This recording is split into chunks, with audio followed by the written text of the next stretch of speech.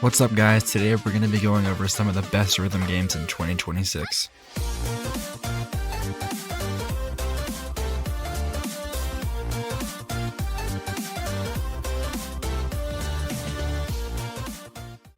Archaea is a story-based game focused on two characters, Taruritsu and Hikari, in a world full of memories.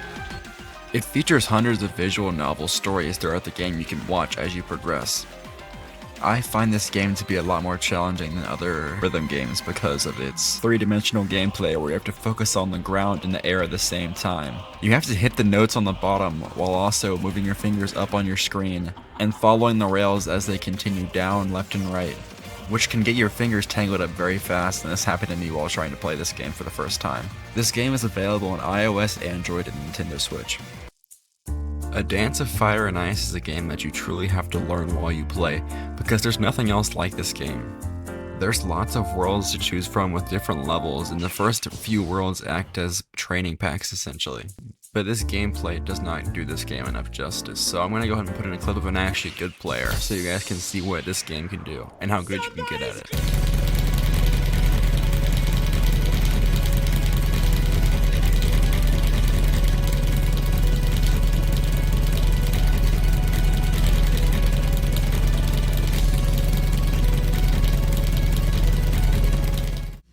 But yeah, A Dance of Fire and Ice is available on iOS, Android, and PC, and it costs $5. Of course I have to put Osu on this list. I mean, it's probably one of the most popular rhythm games of all time, and to me it's the best.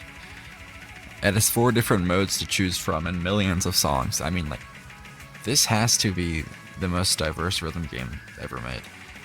But that is because it's very community driven, with a lot of people making their own maps, and that's why it has an almost infinite skill ceiling in every game mode. Tons of skins to choose from, so you can make the game look any way you want, so you can even make your own if you want. And there's online rankings, so the more you play, the higher you'll get ranked on the global scale. And you can play against your friends in online play, which is how they host tournaments, and there are some very big tournaments in this game in multiple different game modes. But yeah, that's enough for Osu. It's pretty obvious that I'm very biased towards this game because it's the one that I've played the most, and this is my main game that I play. And it's free on PC. I'll put the link in the bio, as well as the way to download and play all the other games in this video. Noise Starlight is another visual novel style game, focusing on 4 idle characters who have their own stories and songs. Now, what sets this game away from the rest is that it mixes VSRG with bullet hell, which is actually a really good combo that I've never seen done before in games. Every song acts like a boss battle where you and the boss both have an HP bar. Now, the gameplay here, I'm not really that good at this game, but to be fair, it's also very difficult because it has a lot of different aspects. Either you're dodging attacks and hitting notes at the same time, or you're still having to move your character even if you're not dodging attacks because of these circles that come up on the screen you have to drag your character through. It's very chaotic and it has a really good story. I recommend everyone try this game at least once just to see if it's your thing or not. You know, it might not be for everyone, but I thought it was really interesting. It is free on iOS and Android. I think Clone Hero doesn't get as much attention as it deserves, which could partially be because it requires like a $50 controller to play on, but people might not know you can actually just play it on keyboard if you want to, and it has the same function. But I also think the game itself has just not gotten enough attention in general, even though it has some of the most famous like FC grinds. Like, here, I'll play one because my gameplay is terrible and I'm really bad at this game.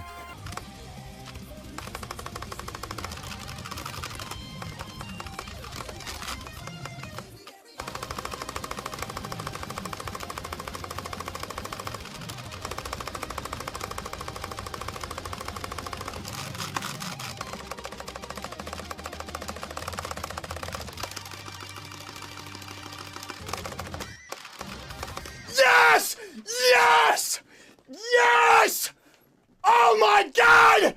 But yeah, I think this game is very well known, but just not played enough today. Like, whenever that FC happened, I saw it on news articles online that had nothing to do with gaming. But yeah, I think most people know how Guitar Hero works, and if not, you can see the controls in that video that I just showed.